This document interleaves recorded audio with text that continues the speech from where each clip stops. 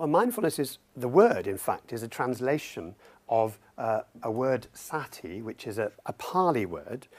Pali is one of the languages in which the original Buddhist texts were written down about 200 or 300 years after the death of the historical Buddha, as far as people can tell. And sati means to be aware, or awareness, originally from a Sanskrit word meaning memory. But it doesn't mean, or came to mean not the memory in some dragging things up from the past, but more memory in terms of awareness. As we might say to a child who is misbehaving in church, remember where you are. Well, we try to make the child behave by saying, remember where you are. But when we say to a child, remember where we are, we're not saying to them, use your memory, in a sense, but a sense of become aware of where you are, or be mindful of where you are. So in that sense, mindfulness is about awareness, knowing what you're doing as you're doing it.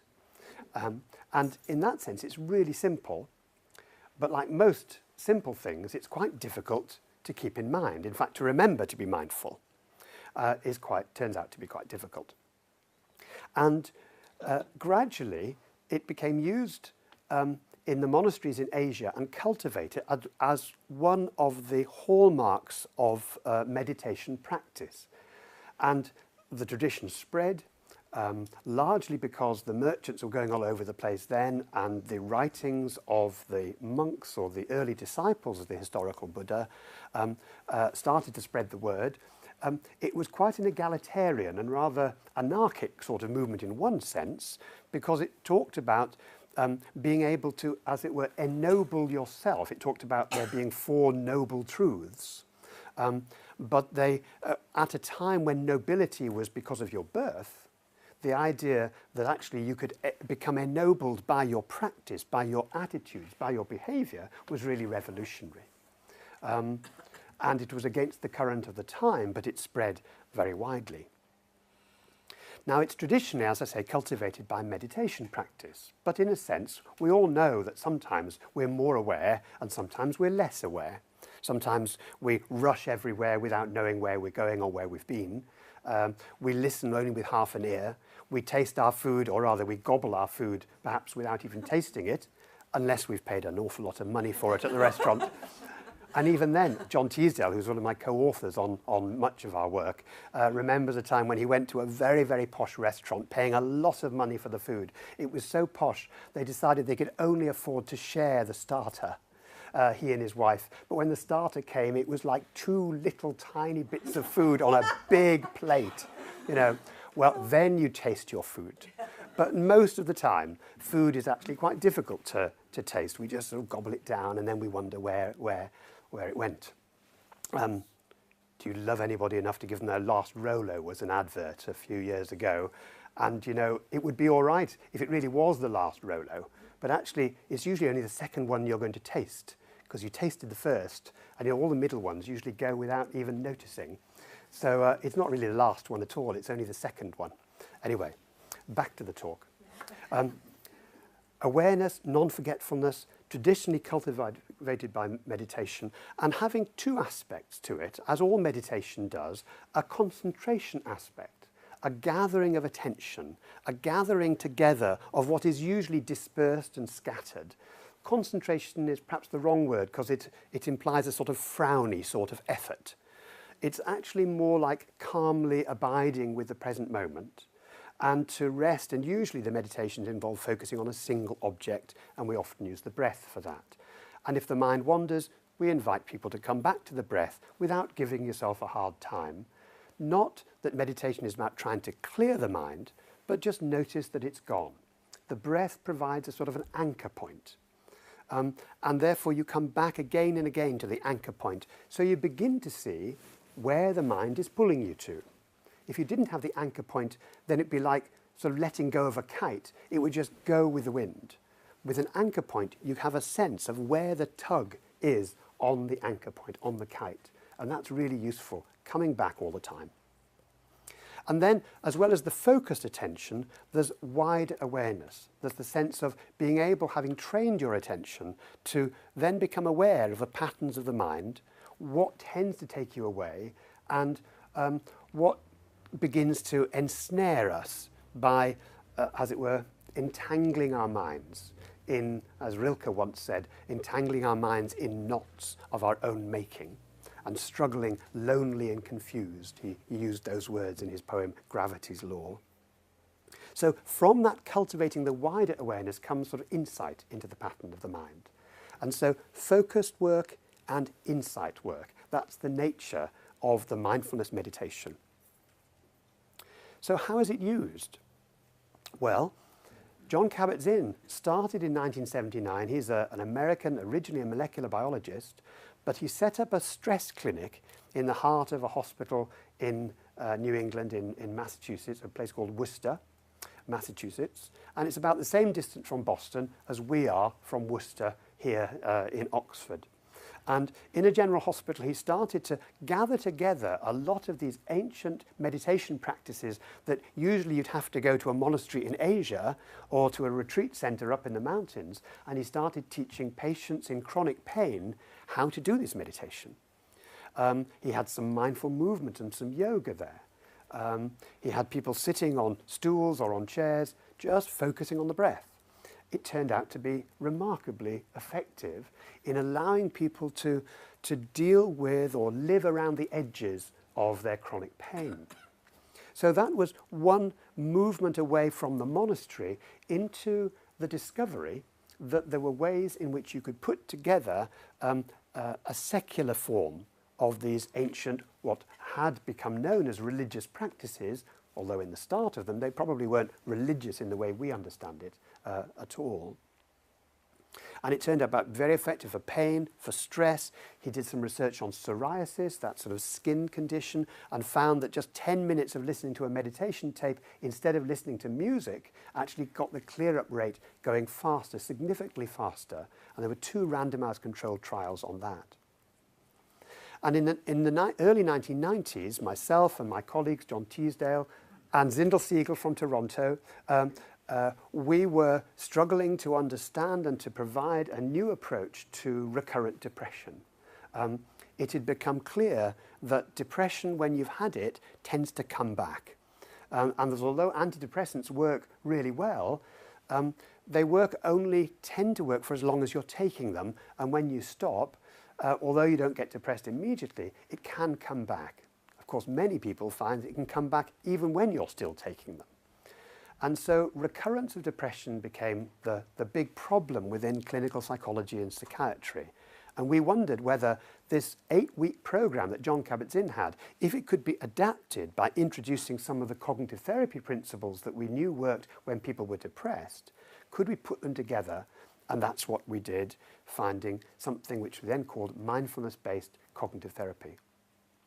The cognitive therapy elements are relatively small, but the whole nature of the work is one in which we are trying to bring together psychological science and this ancient wisdom, this ancient psychology as well from Buddhism, to see whether bringing this ancient and modern together it could be effective. And I'll mention something about the effectiveness later on. The problem of depression is that once you've had it a few times, it tends to easily kindle. That means that although the first depression might have been due to a major, major thing happening in your life, like bereavement or separation or divorce or unemployment, that might be the first depression. Often it happens even before you've got to those sort of life events in childhood or adolescence. But once you've had depression, you don't need a big life event to trigger another one. And if you've had 2 or 3, then it can be just come out of the blue. You can feel yourself down one morning, and by the end of the day, you're feeling really, really wretched. So it's now being used, mindfulness is being used not only in the clinic, but also in schools programs to help children to attend.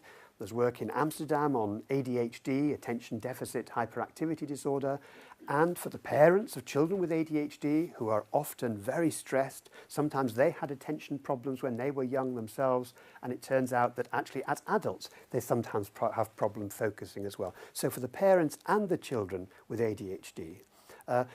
For health anxiety, we've just finished a trial on people that find themselves always worried about their health despite any reassurance from their doctor, and it seems to help there as well.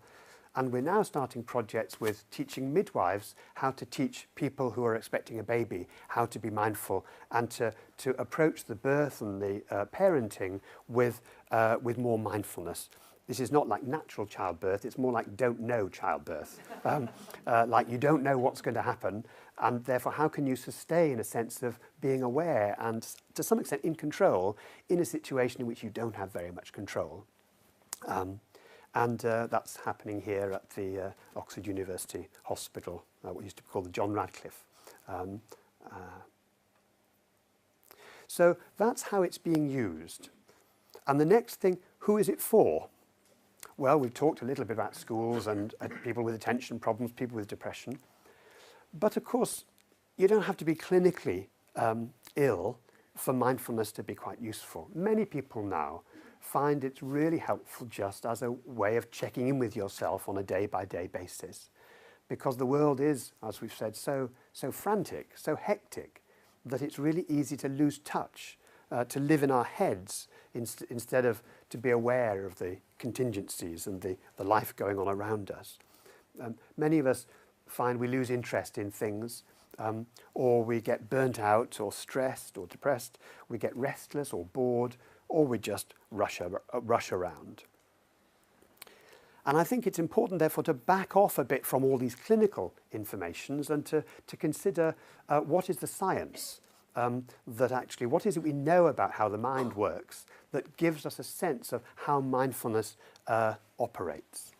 So I want to go now to how the science helps us understand. One of the most remarkable things about the mind is how even when you're not thinking very much, the mind is busy making associations, links between one thing and another. If you put people through a scanner and you ask them to do a simple task, you don't only see one part of the brain lighting up, you see whole networks of the brain lighting up. Now, by the time the scans are analysed, you might see those pictures of the brain. Maybe they've got a little dot there, and you think, oh, that's the part of the brain. But actually, oh, that's the bit that's lighting up most compared with other conditions. Actually, often the brain, the whole brain, or whole connections light up. And these connections, these associations that we make all the time, are very useful to us. We know about how context can bring back whole memories. A song, for example, that we know from the 1960s, if you're that age, the 1970s, the 1980s, I'll wait until people nod, 1990s. How a song, when you were first in love, for example, you can just hear it being played and it brings back whole sort of, not just a memory, but a whole bodily feeling of what it was like to be in love for the first time. Or going back to a place you visited that you lived many, many years ago.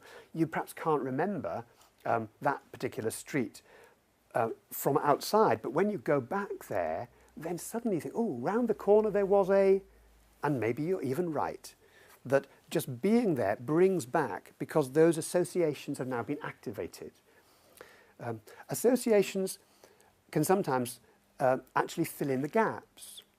Psychologists have done experiments in which they give you a list of words like, sweet, honey, white, cane, syrup. Give you a list of words rather like that. And then they show you some words later on and they say, which of these words were in the list? So there's sweet, cane, sugar, da, da. People say, oh yes, that was there, that was there, that was sugar. Sugar was definitely in the list. It turns out sugar wasn't in the list. Yeah?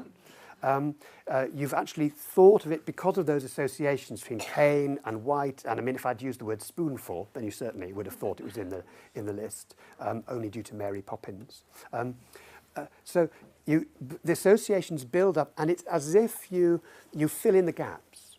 And that means that we can do a lot of things that take us beyond just the evidence. If I said to you, Mary knocked the glass off the table and Jim went to fetch a broom, then an hour later, if I said what happened there, you'd say, Mary broke a glass. But of course, I never used the word broke, but you'd swear that actually, that is exactly what happened, because as it were, we've created a model, a sort of narrative in our head based on the evidence we've got, and that model is what we remember. We don't remember the particularities, we remember the gist. And that means that we can throw away a lot of detail. But when we go for the gist of things, we don't even know we're creating these stories. We don't even know we're creating these because it happens so automatically. Until we are fooled by, like, the sugar type experiment, or by this sort of experiment. So if I give you a sentence, a series of sentences like this: John was on his way to school. He was very worried about the maths lesson. He didn't think he'd be able to control the class again today. It was not part of a caretaker's duty. And you see, you don't even know that you've got a model in your mind until suddenly it changes. And so we're making these inferences all the time, automatically, and they're very, very helpful. Sometimes, however, this going beyond the evidence gets us into problems, and that's when mood, either fearful mood or anxious mood or depressed mood, begins to do the inferential leaps for us. They fill in the gaps. And so if we're walking down the street, for example, and we see somebody we know, and we're not feeling too good that day, maybe, and this person just goes past without waving at us or acknowledging us in any way. Maybe we even went to start waving at them and they just walked past. What inference would come to mind then? Well, it would rather depend on the mood. What went through your mind at that time? You're walking down the street, you go to wave at somebody, they just walk past. They didn't see me? Yeah, fine. Didn't see me? Yeah. Weren't wearing their glasses. They're full of Tesco's bags, preoccupied. They were in the world of their own. Absolutely. Have I done something wrong? Exactly. What have I said to upset them? And do you see how that early automatic inference can be affected by whether you got out of bed one side or the other this morning? But once you've made one of those inferences, like they weren't wearing their glasses or have I done something wrong, then it sends you off in a rather different direction. And after, if it's have I done something wrong, maybe you start to wonder, well, what have I said to them something? And then you're thinking away. You're probably missing people seeing you walking down the street because you're now preoccupied. And so there it goes on. But 5 minutes' time, you think, I won't stop for that cup of coffee. I'll just go home, maybe. No, I won't have that sandwich. I'll just, the tendency to withdraw. And so these associations, which are so useful for us sometimes, going beyond the evidence to help us understand what's going on in the world, can get us into problems, especially when mood begins to take things over. Associations are not just, however, just thought to thought to thought. That's useful. We understand what the word doctor means because the word doctor brings up nurse, hospital, this sort of thing. But it doesn't just go from, it goes from thought to feeling. Well, we've done a bit of that with the walking down the street. But also the action tendencies. What do you feel like doing? Like when I said, I just feel like going home, I won't stop for that coffee. That's an effect of what's happening. And also the body, bodily sensations. They can become associated. So you have thoughts, feelings, body sensations, and behaviour begin to get locked into these associative loops. And although, once again, this is very useful because it sort of builds redundancy into the system, nevertheless, these loops are really important. Now, there are lots of experiments on the effect of the body on our judgment, and I'll just go through some of them because they're really interesting. Well, I find them interesting, but then I'm a psychologist, so I would do. But for example, okay, you set somebody up in an experiment and you give them a pair of headphones and you say you're doing a quality test of these headphones. So I want you going to play you some music. I want you to just look at the quality of the headphones. But people are going to use this when they're jogging. So to simulate jogging, I want you to move your head. And you tell half of the people to move their head like this. And you tell the other half, unbeknownst to move their head like this. Who do you think will rate the headphones as being better quality? The nodders, absolutely. So there's one way in which just a simple head movement is associated with certain things. And, yeah, okay, thumbs up to these headphones. There's another one. Your perception is influenced by how fit you are. Okay, now this means that it's not just like if I ask you to estimate the height of a wall, if I had a wall here, I just said, and you might tell me how high it is or ask you to judge the height of a wall, then one experiment was done on people who just ordinary people compared with people who'd learned how to run through urban landscapes. You've probably seen these people on the television, yeah? I think they're called traceurs or parkour. This is the, you know, they leap over this and they leap over that and from roof to roof, and started in France. Can't think why. Anyway, they learn to run through urban landscapes, sometimes through actual natural landscapes as well. Now, if you get these people, traceurs versus ordinary folk, to estimate, they think a wall is lower. They actually see a wall as lower than the rest of us do. So your perception is influenced by your, well, in technical term is affordance in psychology, your ability to do something in the world, and your estimate of how easy it would be to do actually affects your perception, your visual perception of the world. In fact, this is not only the height of a wall, your own height, your estimate of your own height is governed by how much in control you feel. So if you ask people to judge their own height, either a real height or the height against okay. So if you put a spot here that's exactly 20 inches above the height, the measured height of any one person, and then you ask them to stand back and say, how much lower or higher are you than that spot on the wall, and the spot's up there, then people will come out relatively accurately. But if you actually then tell some people in this experiment, now I want you to imagine, I want you to think back and remember a time when you felt really in control, where you had charge and responsibility. It might be when you're captain of your, Girl Guides team or something like that, or when you were in control of whatever it was.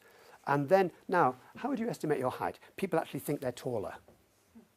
But if you say to them, now, I want you to sort of remember a time when actually people were in control of you, where you didn't feel, where somebody was bossing you about and so on. Now, and then you ask them to estimate their height, they estimate themselves as shorter.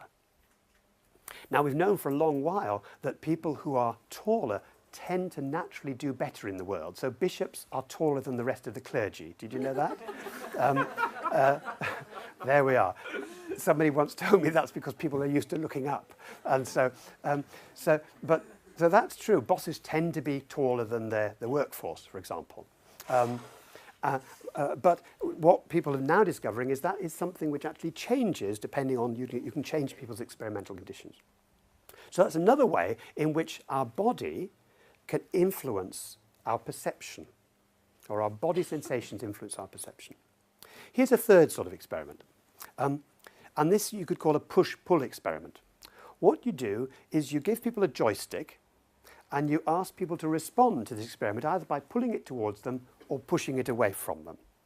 And all they've got to do is to look at some pictures on the screen, and sometimes you have things in landscape and sometimes in portrait. They've got this, that's it, it's on Word. Landscape, portrait. All you've got to do is pull towards when it's landscape, push towards when it's portrait, or of course in some conditions you change it the other way around. So all you have to do is look at the shape, you can ignore what's actually in the picture. Ignore what's in the picture. It turns out, if in the picture is a beer and you've got a problem with alcohol, you tend to pull it towards you quicker. And you're slower to push away. You're slower to push away the beer. If it's soda, it's the other way around if you've got an alcohol problem. Or if you've got a problem with spiders, and one of these pictures you're responding to is a spider, then you're quick to push it away, very slow to pull it towards. And of course, you're not pulling or pushing for a spider, you're just for landscape or portrait. That's the only thing you've got to respond to. The rest is all implicit. Now, psychologists have begun to use that by training people up, unbeknownst to them, to push away to alcohol instead of pull towards. And they find extraordinary that when they do alcohol treatment for people who have an alcohol problem, 12 months later, they get 10% better effects if they've just done 4 sessions of this extra training, learning to push away. So there's a way in which the body tendency to want to push away what we don't like or pull towards us what we do like is, as it were, hardwired in and can be observed in these psychological experiments. And I think I'll give one more experiment and then we better pass on. These are experiments that are take subtle ways in which people frown or smile and then see the effect of that on their judgments. So it turns out if you wire up people's faces so that you can actually do very sensitive measures on which muscles are working and which are not working, you can wire people's face all around, and some of them just happen to be on the corrugator muscle, which is the frowning muscle. Others just happen to be on the muscle there, which is the smiling muscle. And then you ask people just to, just by moving the muscles of their faces, just turn the light on that's in front of them. So, and they don't know that what they're doing is very slightly frowning in one condition, or in another condition, to turn the light on, they have to very subtly smile, but they don't know quite they're using those muscles. They're either frowning or smiling, but they don't really know they're frowning or smiling. But then if you give them cartoons and you ask them to say, how funny do you think this is? Then when they're frowning, even though they don't know it, they don't think they're very funny. But if they're smiling, they do think they're funny. You can extend this another way by doing experiments in which you ask people to hold a pencil between their teeth or between their lips, and if they ask them to hold it like this, or to hold it like this, then it makes a difference to how funny they think the cartoons are. Because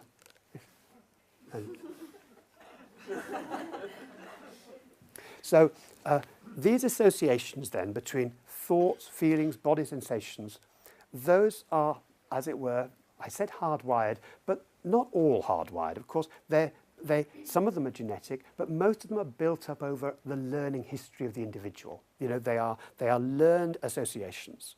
I don't think people are hardwired to like alcohol, but many people learn to like it and pull it towards or push it away. Now, this then relates very closely to what happens when we get down, when our mood goes down, when we're depressed or when we're anxious, because depression can activate any one component of that network and the other things will start up. The other things will start up. So, for example, if you wake up very early in the morning, well, don't you have to wake up early? You know those moments when you wake up and you think it's Saturday and then you suddenly realize it's Monday or Tuesday? Isn't that the most disappointing thing in the universe? And your body's not, you hope for another hour in bed, but you realize, So your body's feeling very sluggish.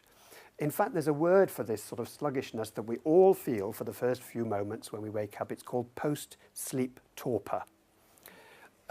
Post-sleep torpor, now you've got a name for it, I'm sure you'll realize that once you have a name for anything, it cures it. But post-sleep torpor affects all of us, and it varies in how long we experience post-sleep torpor. But it's that sort of twilight zone between sleeping and waking. But if you start your mind thinking when your body's feeling that sluggish, the mind can soon actually begin to overestimate the effort of anything you're doing that day, overestimate the difficulty of all your relationships, and it can begin to have an effect because of this close link between the body and the mind. It has a very tight control sometimes over what you think.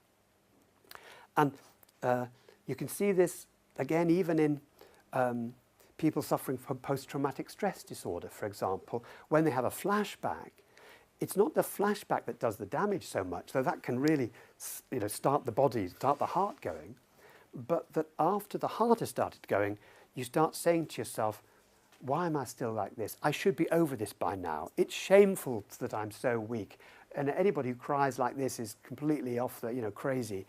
And that fear, if it wasn't bad enough to have the flashback, that elaboration can make things worse. And if it wasn't bad enough to feel the body very sluggish, what we then say to ourselves can make it worse. In fact, there's nothing in this world that is bad enough that the way we think about it can't make it even worse.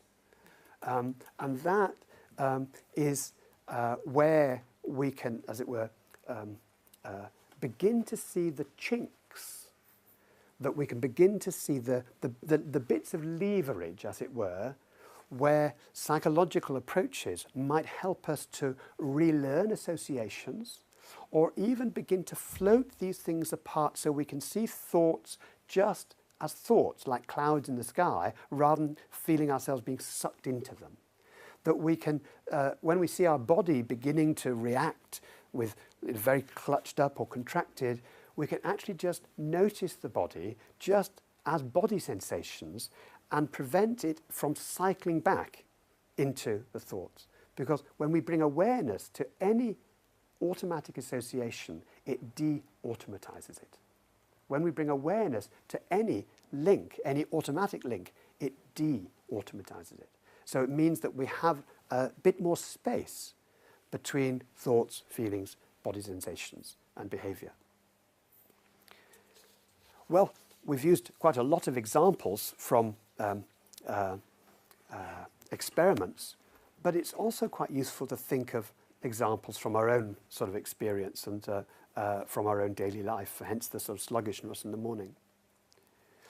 The point about the sluggishness in the morning is that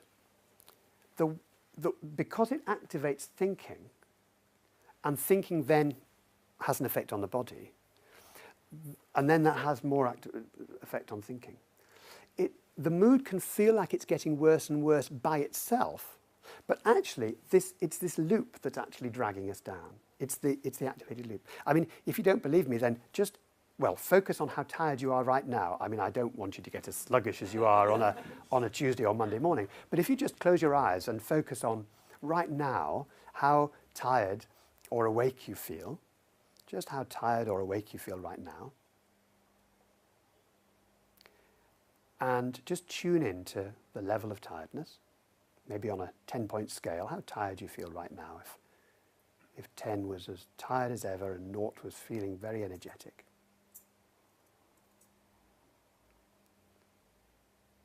And then try saying to yourself, I don't want to feel like this. Why do I feel like this?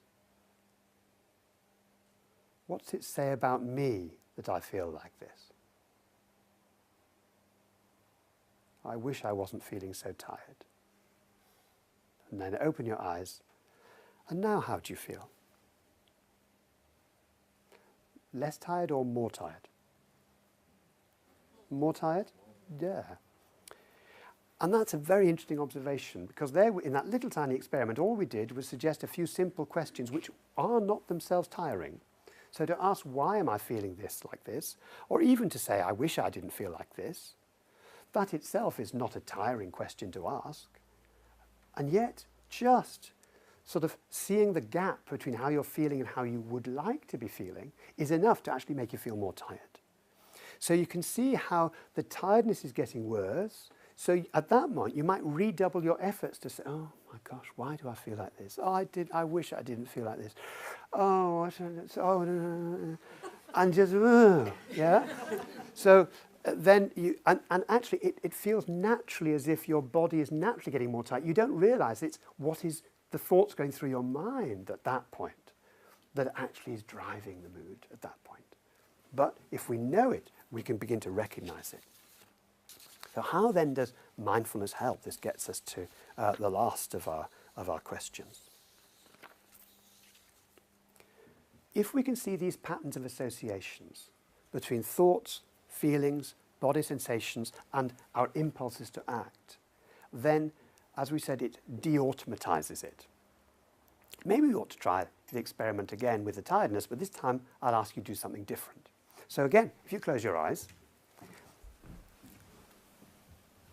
and just sit there and notice where, however you're feeling in terms of tiredness, notice where in the body it's coming from.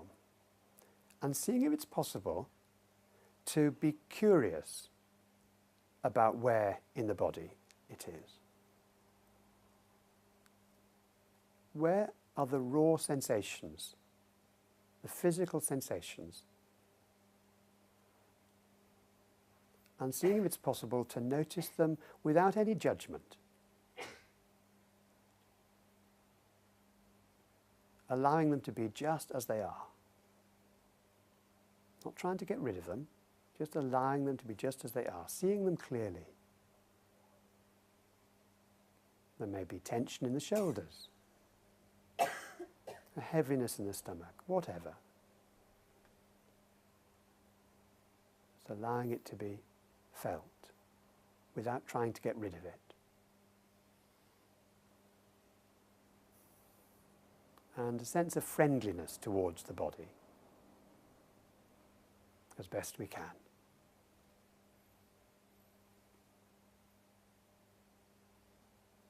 And now allowing the eyes to open and taking in the room again.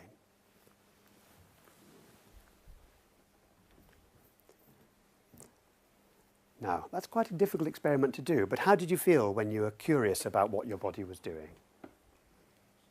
Yeah, relaxed? Yeah, a bit more relaxed. Did you find the tiredness getting worse and worse and worse as you did it? That may have happened, of course, but how did you find? No. Yes? No. Okay. Now that's itself interesting because I was inviting you to focus on your body, and you might have thought that if I focus on my body, if I'm feeling tired, it's going to get worse and worse and worse. But by focusing on the body rather than the thinking, actually it gives you somewhere else to be. You can focus on the body as it is, and bringing curious and friendliness to the body can actually send you off in a different direction. So that's a little bit of what mindfulness does. It allows us to deal with what we normally think of as being sort of like, I don't want this, push it away, don't like this. Well, often when we see ourselves pushing away, like the person on the joystick, it turns out that it doesn't work. If we try to suppress thoughts that we don't like, for example, it might work for a little while, but then it comes back. Somebody's done a whole series of experiments on what they call the white bear test, which is, I mean, it couldn't need to be a white bear, it could be a pink elephant. The instructions are simple. Don't think of a pink elephant for the next minute. Yeah? Guess what happens? Yeah. And white bears, pink elephants, whatever, suppression doesn't work. What we resist often persists, actually. And yet it's what we do most of the time when there's things we don't like. Of course, if there's fluff on the carpet, we can get a hoover out and hoover it up. But when we have a thought we don't like, it won't easily be hoovered up in that way. And that it can actually sometimes create even more mayhem. But when we've stopped doing this, if we find the worry keeps coming back, we start to actually think about it. We start to try and over-elaborate it. And mindfulness is really good at giving an alternative to the mind that tends to elaborate. It spots the time when we're going beyond the evidence. As we said with this, John was on his way to school. We begin to see things moment by moment just as they are. And of course the mind will go off on one, it often does, but we've got more capacity for seeing that too.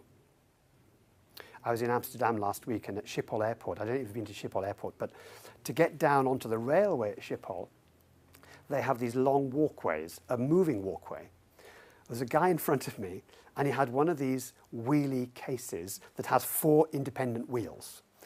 That would have been fine, but he had another wheelie case and a third backpack. And attending to all meant that he lost control of the big wheelie cases and it set off in front of him. He set off after it, leaving his other backpacks on, but this thing gathered speed going up, went onto Schiphol platform underneath the airport where the trains were sort of coming and going out, and only when I got down did I realise his panic, and he was running after it, it's because it had tipped over the edge onto the platform, was now lying between the rails. And so he looked at me, I looked at him, and we looked whether there was a train coming, and then we looked to see if there was an electric wire, and we saw there wasn't an electric wire. And then the train was due in 2 minutes, and they tend to be on time in Amsterdam. And, you know, praying for Network Rail, but, you know. And in the end, he said, shall I go for it? I said, OK. There's nobody in authority around. He dashed down, got it, came up. And he realised then he had missed his train because it was one going from the other platform. But I knew instinctively, as you would do, what was going on in his mind, probably for the next few hours. Not just the horror of that, but the horror of what if. And we know that when people have an event like that, often the event itself is bad enough, but we surround it with a whole network of, oh, what if? What if the train had come in? What if I'd jumped out? What if there'd been electric rail there? What if actually I hadn't got up in time? What if the train had come in? What if the train had had an accident? What, you know? And almost the what-ifs can be as damaging for our sense than the actual thing itself. Mindfulness doesn't change anything in life in one sense, but it helps us to see the difference between events and the what-ifs, or between events and the if-onlys, because that's what we do for the past, of course. Not the what-if had happened, but also if only I hadn't done this, if only that relationship, if only that person, if only I'd taken that decision in life. And the sense in which we can torture ourselves with these things are able to be seen clearly in mindfulness. Well, we've got time, I think, for one last short meditation and then a little bit speaking, and then we'll have questions. Do you want to do one short meditation? Yeah? Okay. So for this, again, if you just sit down, you can come away from the back of the chair if you wish, but if you want to lean on the back of the chair, that's also fine. And the feet flat on the ground. And we'll do a short 2 or 3 minute breathing. And just notice what happens in the mind and in the body. So allowing the eyes to close if you feel comfortable with that, or just lowering the gaze. If you want to sit this out and not do it, that's fine. Nobody knows. It's the thing about meditation. Nobody can tell if you're doing it or not. So sitting here and becoming aware of the body's contact with the chair and with the feet on the floor, hands on the lap. The spine is straight but not stiff, strong back. The shoulders relaxed, the head and neck balanced. Aware of any thoughts going on in the mind. Not trying to change anything, simply noticing what's around right now. Any feelings? Any sensations in the body?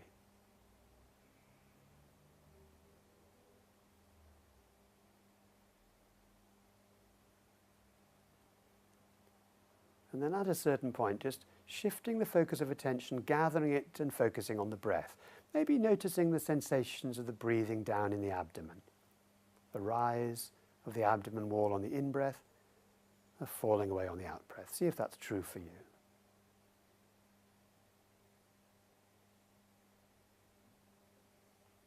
So we're not trying to control the breath, simply allowing it to breathe us.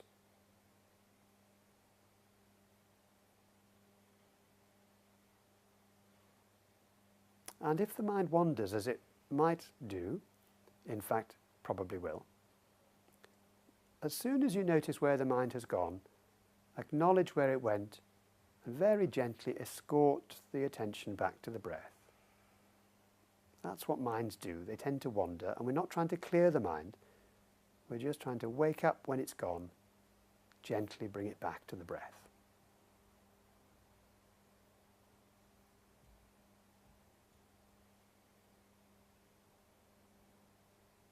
And as soon as the mind goes, bringing it back. So if it goes 100 times, just bringing it back 100 times without giving ourselves a hard time.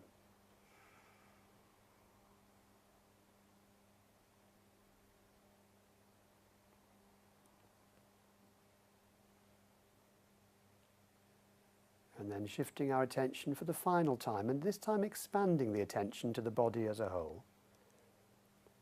As if the whole body was breathing now. Aware of all the sensations in the body, from the crown of the head to the bottom of our feet, and right out to the surface of the skin.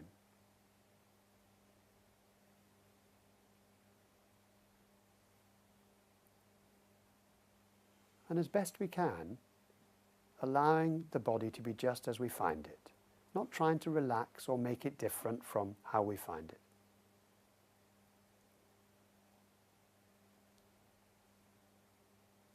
Allowing it to be as it is, allowing ourselves to be as we are.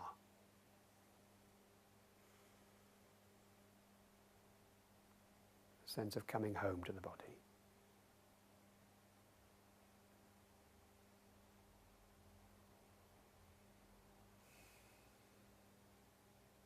And then when we're ready, beginning to move fingers and toes, allowing the eyes to open and taking in the room again.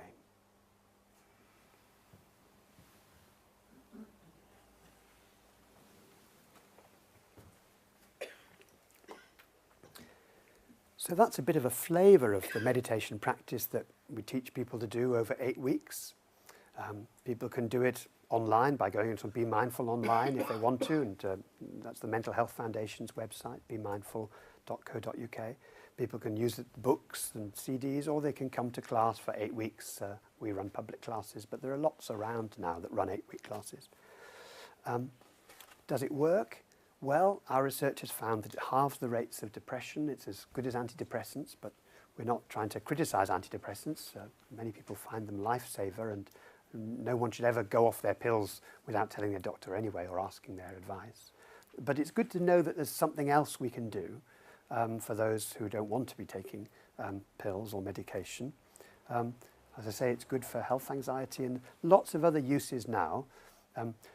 All our academic papers are on our website, oxfordmindfulness.org, and Oxford Mindfulness is one word, .org. And indeed, this video that's being made tonight will be on oxfordmindfulness.org in about a week's time, but also Science Oxford Live, scienceoxfordlive.com, I think it is, isn't it? scienceoxfordlive.com. Both has this talk on it, or will have, and any follow-up information that you want. So I think, just to summarise, mindfulness has a long, long history. And yet, it can also be applied to the very, very modern ways of living that we get ourselves locked into.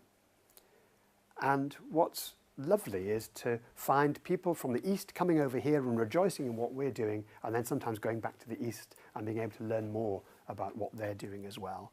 Some things happened over the last 20 or 30 years in which this is now dispersed. It's available, and it's been one of the loveliest things in my scientific career to have the opportunity to be a researcher and a scientist researching something which is also of practical value and can be taught to people, and that many people find can help them in ways that are often surprising but always delightful. This cultivating compassion for the self and for others, treating yourself more kindly. And when it works, we know from our science that it works because people have learned to treat themselves more kindly. And with that, I'll stop the talk and take any questions you have. Thank you for your attention.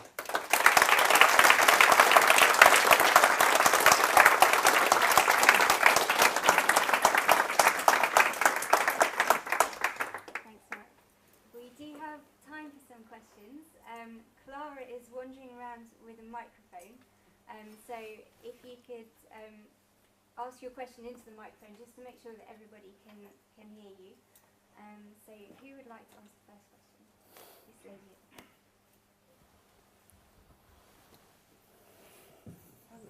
During your talk, it sounded like you exchanged the word mind and then brain, sort of as if they were sort of like synonymous.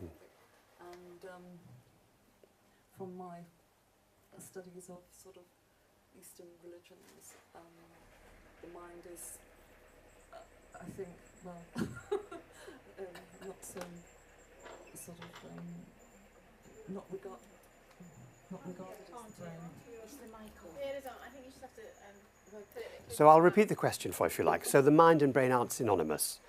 Yes. Yeah, that's right. Indeed. So exactly so. So and actually not just Eastern religions that teach that. I mean, we also teach it in psychology. So, but you're absolutely right that because now we have the technology to look at the brain, psychologists get very excited about that. So some of us are neuroscientists and we just love looking at what happens when people do things. On the other hand, they can tell us everything and they can tell us nothing. So for example, if we look at a person's brain who's got a memory problem, we'll not see the memory centre light up, and we might say, that's because they've got a problem with their memory centre in the brain. But of course the reality is they're not remembering at that time. You don't know actually what came first. Maybe they're not remembering because they don't want to remember something. And because they don't want to remember it, they're not remembering it, and therefore that part of the brain's not lighting up. So you're quite right to say that we can't swap them about. The other thing is that the best way of seeing the brain, I think, now is it's like a repository for our experience. But our experience comes from our body in interaction with the world, our cells in interaction with other selves, and our whole sense of self, unlike what Descartes said, which was actually the self is, as it were, the bit that he can be certain about. But as philosophers have said since then, actually, the reason why he's got a sense of I at all is because his interaction with other people. So it's an interaction with other people, other bodies, other minds, other objects in the world that explains our full nature of self. That's another lecture altogether, I guess. But I think your observation is quite right. And if I use them interchangeably, then that's my mistake and I shouldn't have done it. But how do you define mind then? Oh, how do I define mind? Okay. Well, I would say that, let's say the conscious mind is the awareness of our moment-by-moment experience. But we also have to look beyond just what we're aware of, because much of the mind is working, as it were, behind the scenes. So, for example, there's all sorts of things you're remembering to do tomorrow and the next day which you're not thinking about now, but tomorrow you'll do them. So the mind is actually storing all these things up. They're, as it were, not unconscious, but they might just as well be for now, but they're going to be retrieved at some point.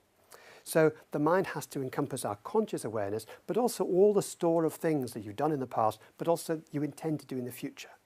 It's your sense of orientation in time and space. Your mind gives you that for nothing, actually. And it's tragic when that just orientation in time and space goes, and we need 24-hour care. Many of us will end up, with dementia, because that's what will happen. We'll lose something which at the moment we just take for granted, which is our orientation in time and space and our memory.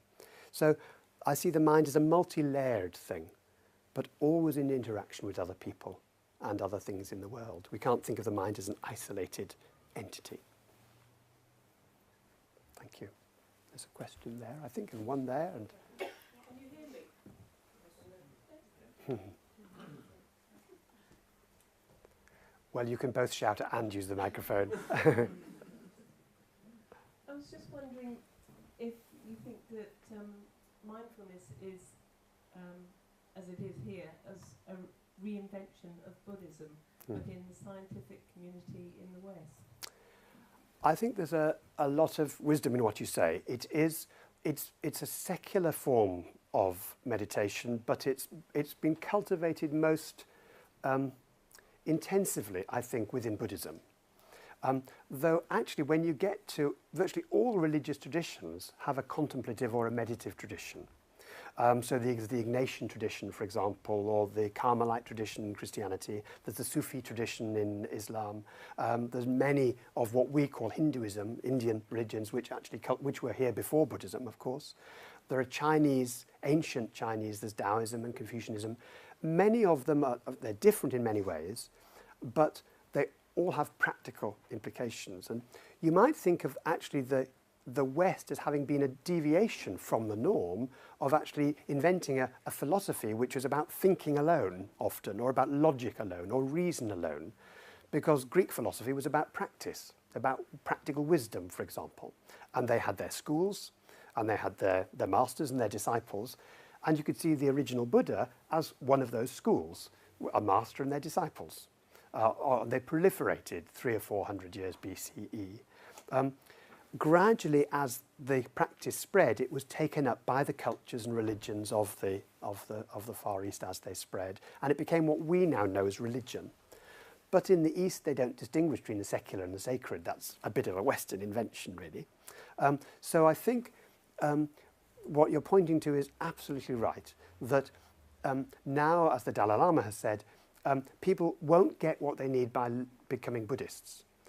If meditation and mindfulness is useful for people, then we need the research, scientific evidence to demonstrate that, and then it will be in the medical curriculum and the school's curriculum, not because I, as the Dalai Lama, say it should be, or because they've got Buddhism, but because it actually works and it's effective. And that's what the science can teach us.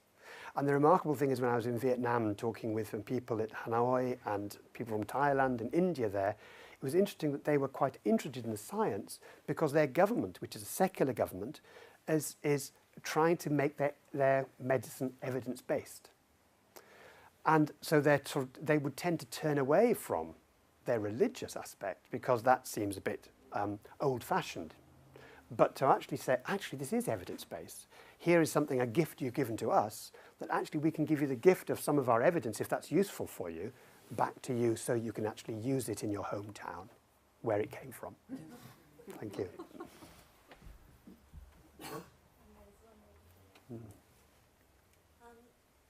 Now we're more technically advanced, technologically we've advanced, we can see a lot more of the brain, you know, with the MRI scans and Yeah. such like. And I know there've been various, not experiments, but you know, there's been research done on this. So I wonder whether you can give us a little bit of understanding about what they may have, What they've found. what they found Yeah. from those people who practice Yeah. mindfulness or meditation on a regular basis. Absolutely. So there are various strategies for neuroscience. One is to take monks who've been practicing for years and years and years and see what their brains look like.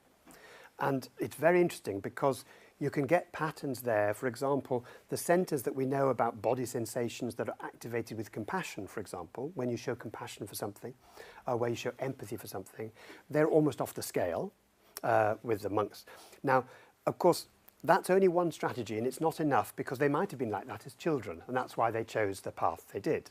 So we can't necessarily tell. But then you can set up experiments where you ask people to go through an 8-week, or you test people before and after they've learnt to meditate. You find not that great scale of change, but you find changes in exactly the same area of the brain.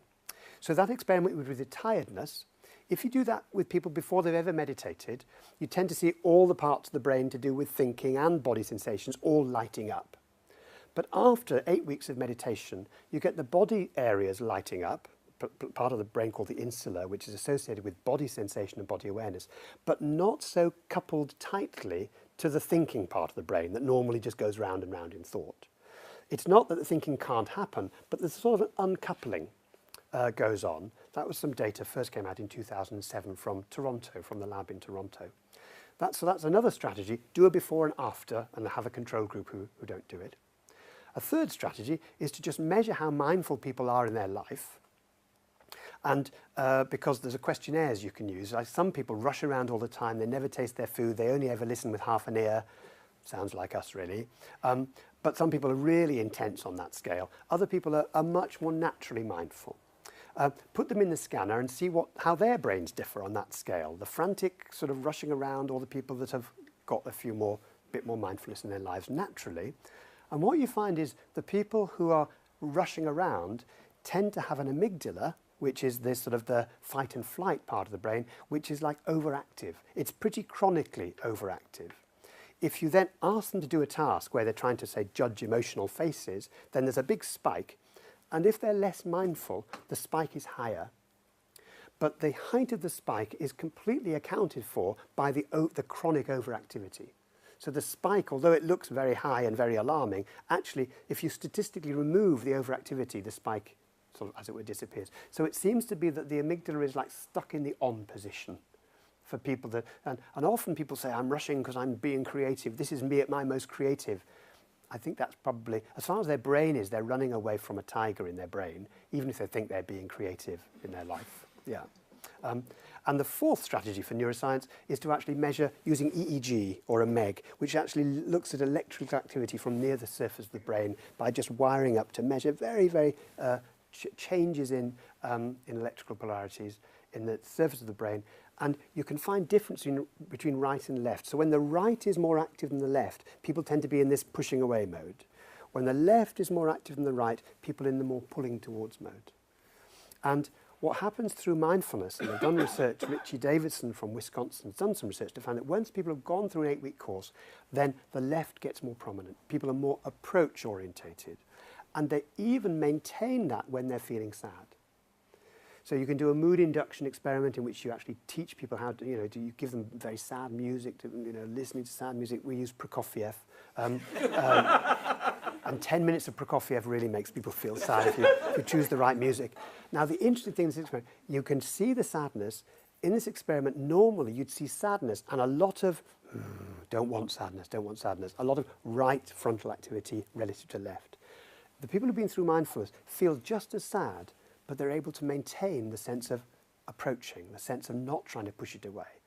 And we know clinically that that's really important because if you don't try and push it away, it's actually more likely to go by itself. If you can have the courage to stay with it a little longer, it tends to float away by itself. Not always. Sometimes you might just need to do something, that you know to do. Generally it does. So that's how the neuroscience, different ways in which the neuroscience is helping us understand. Thank you.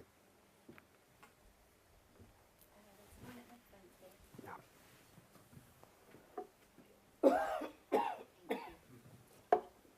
wonder whether you have any tips, as it were, for people, I'm going to say like myself, who over the last 30 years have practiced various forms of meditation and fully realized how beneficial it is, but who still can't seem to make that leap of practicing every day, despite it being so beneficial, that life and washing up and all that stuff takes priority despite knowing the benefits. Yeah.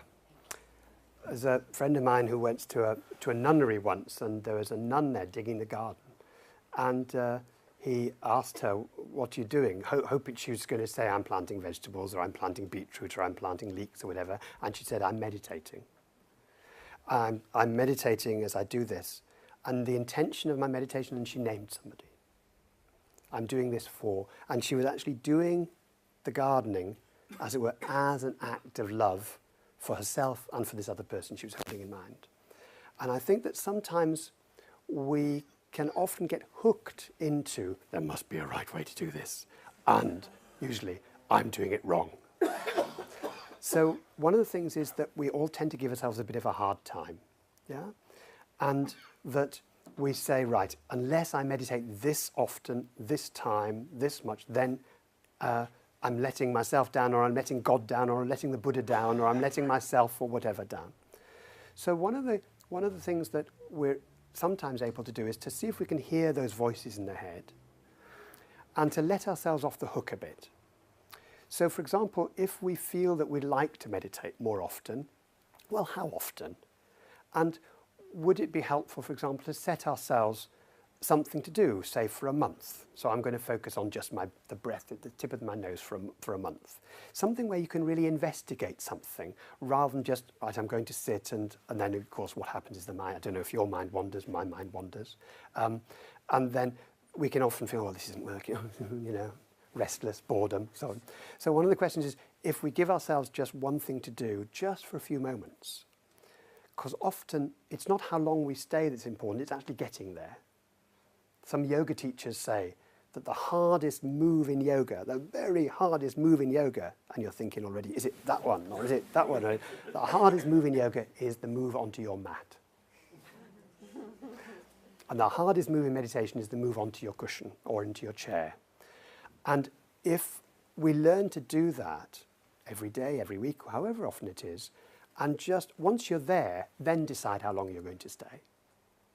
Because 5 minutes, 10 minutes, who knows, quarter an hour, half an hour.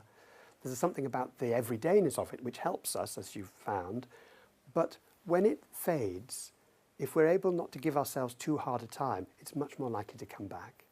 Whereas if we start saying to ourselves, oh, there I go again, yeah, then it might be weeks before we come back to it. If you say, oh, okay, not now, not today, but maybe tomorrow, and just see if there's a lightness of touch about it, then who knows?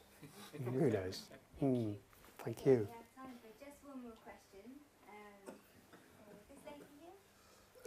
Could I just add to what you just said?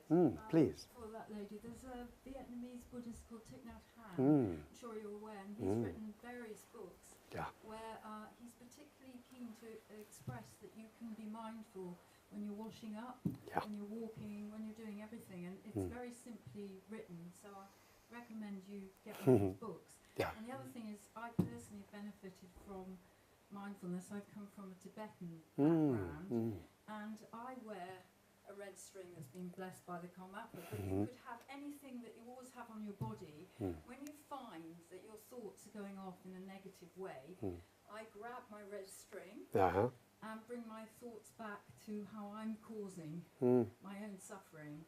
And it works every time. It's amazing. And Well, there we are. Over 10 years, I've found that that helps. So get yourself a cue that you can attach to and become mindful of where your thoughts are going. And Pema Chodron says that when you see a thought that you don't want, or when you're doing mindfulness meditation, you just label it thought and let it go. Yes, and indeed. you can come back more easily. Absolutely, absolutely. There's something about the labelling of thoughts, just as thoughts or feelings and so on, which can be very empowering. And I agree with Thich Nhat Hanh about everything can be a mindfulness exercise. And then, and for many of us, you know, a bit of every day taking ourselves away just to be by ourselves can help that. Christina Feldman, great mindfulness teacher, once said that being mindfulness is actually quite easy, but remembering to be mindful is really difficult. So it's actually these reminders. So thank you very much for that. And thank you all. And I think we can stay around.